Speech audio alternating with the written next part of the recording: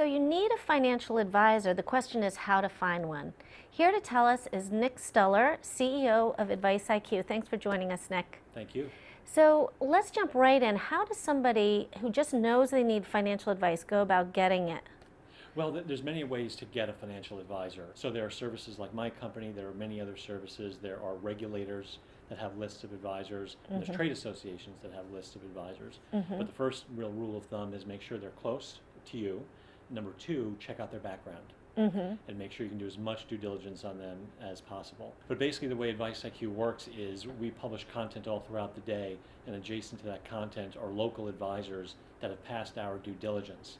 And so if you were in Midtown Manhattan, or if you're in Dayton, Ohio, or if you're in San Francisco, you'll be reading these great articles about personal finance, and next to the articles are local advisors, generally within 50 miles of where you are. And what's great about the service is that it's free to consumers, number one.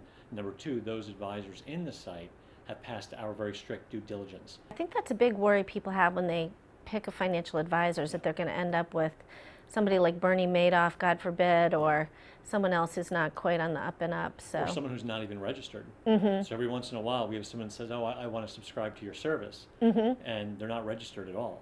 So in order to get into my product, you have to we validate that indeed you are an advisor, number one, and then we check all four major regulatory bodies. And if you have any complaint from any of them, you actually can't enter. And what about word of mouth? I think that's how most people might think of finding a financial advisor. Do you think that's also a good way? Well, it's the way it happens now. I mean, the reality is very few investors actually find a brand new advisor through the web. What they do is they go to sites like mine after they've heard of someone they've known, and they validate. So they use the internet to validate, not find. However, if you only rely on word of mouth, you have a Madoff syndrome, where you blindly believe your friend and don't do any due diligence. Go to a site like mine and say, okay, who is this advisor? You know, are they even in the site? So you have a big event coming up just in a few days' time here. So can you tell me a little bit about it? Sure. We created National Financial Advisor Week. It's our inaugural year, and it's an outdoor and indoor event in Times Square for an entire week.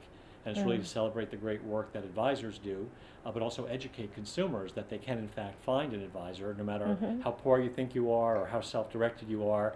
It's a full week of panels and free talks featuring advisors who have, again, passed our due diligence, and they can go and hear all about different topics: financial planning, asset management, how to invest in private companies. And tourists can just wander by and pop into a panel? Pop into a panel, yeah.